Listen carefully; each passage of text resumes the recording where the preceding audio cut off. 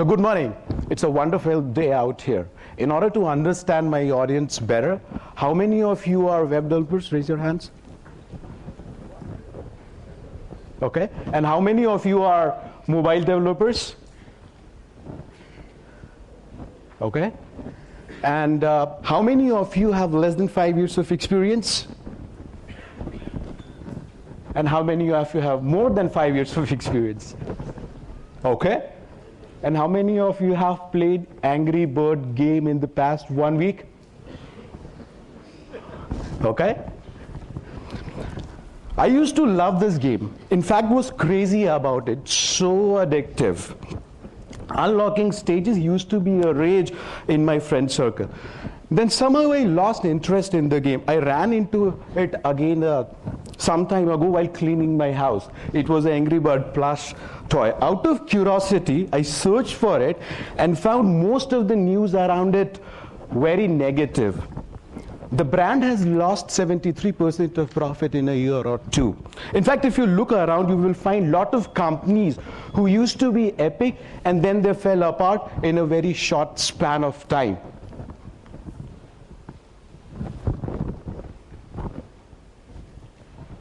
It is astonishing to see how these jewels were decimated by the innovation and creative thinking of the competitors.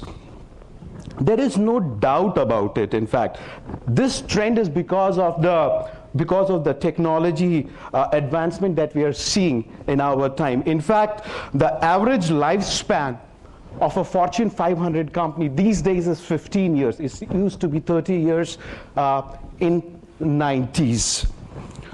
What it means, is this restricted to a particular domain or a vertical? Actually not.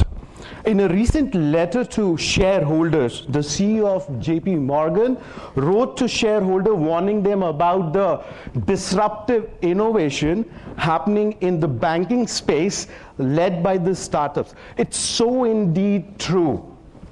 Think of mobile payment. Think of peer-to-peer lending. Think of Bitcoin. These have not come from a multinational bank. It is a community, it is the technologists who are driving it. Now, there is a reason for it. I know as a technologist, a lot of time we are not very much interested in hearing the business part of the world, but this trend has a severe implication to all our life.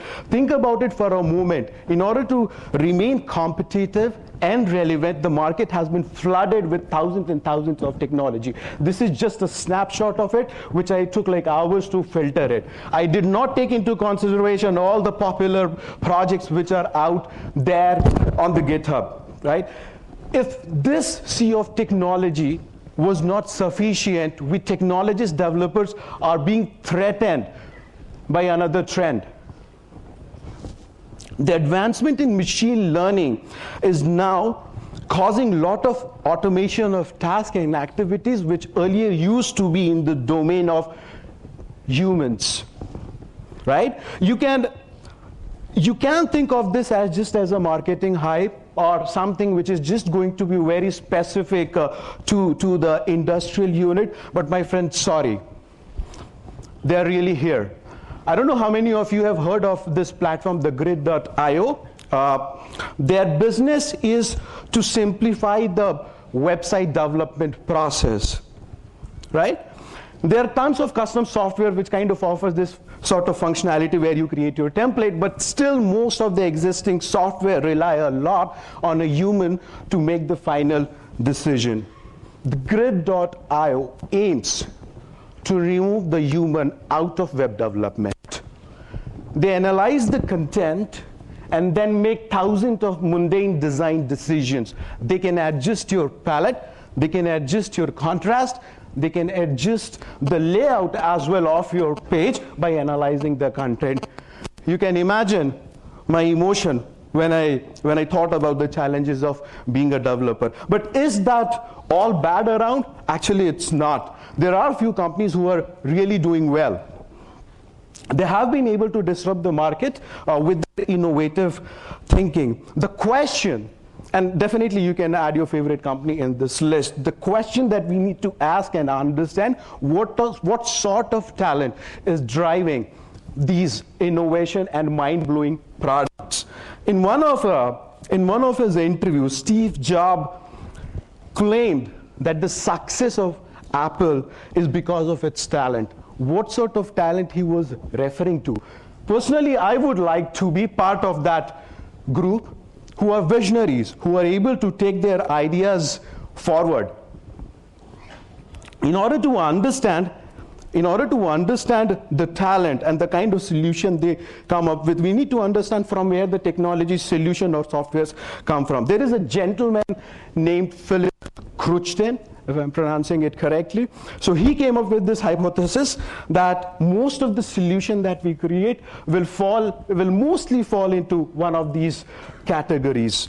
And they will always have a combination of theft, method, and intuition. In the known solution, theft is the way to go. By the way, please do not interpret theft as a wrong word. It's about reusability, right? Leveraging from what is already out there. This is how we have been developing softwares, right? We try to look into what is the architecture pattern out there, what is the most relevant JavaScript library that you can use, and that's how you build the software, right? The aim is to go for reliability and predictability.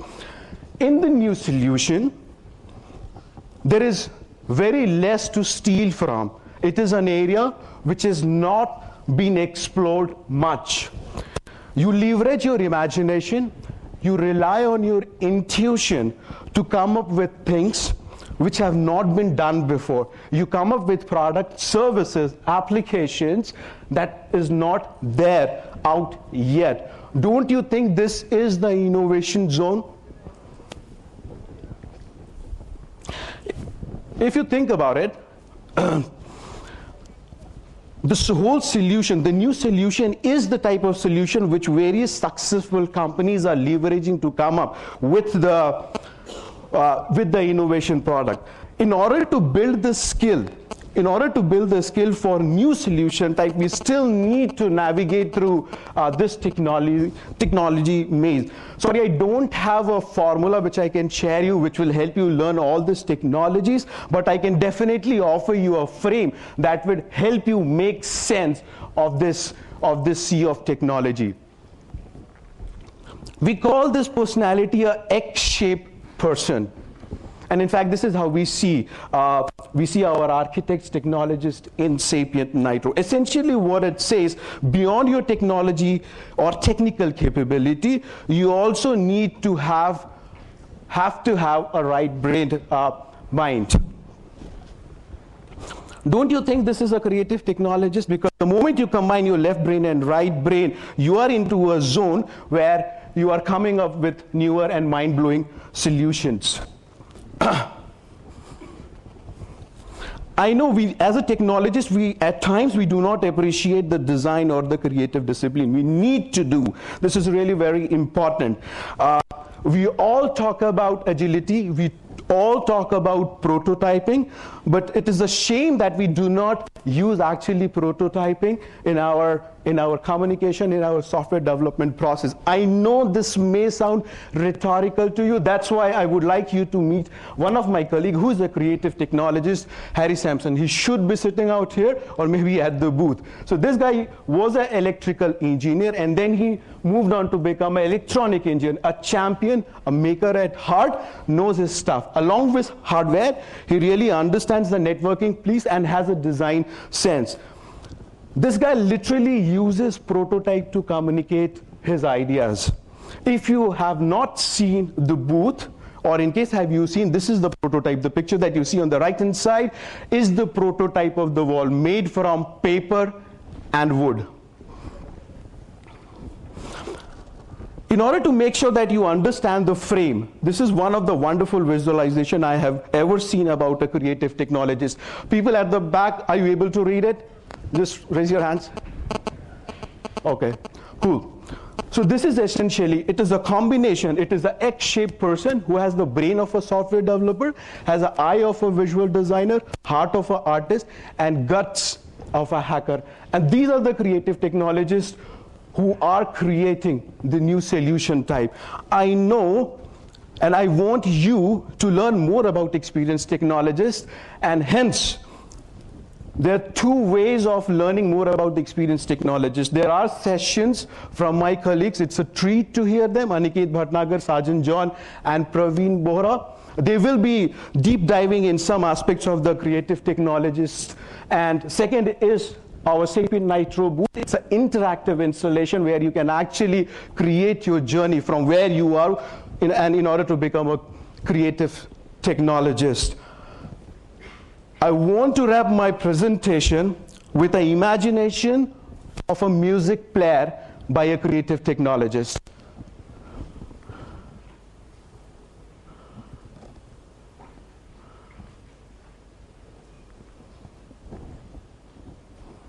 Can you help me?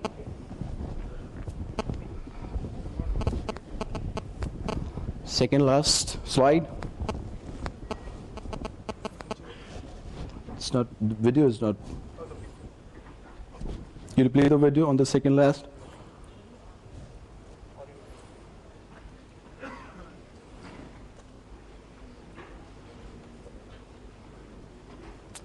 Yeah.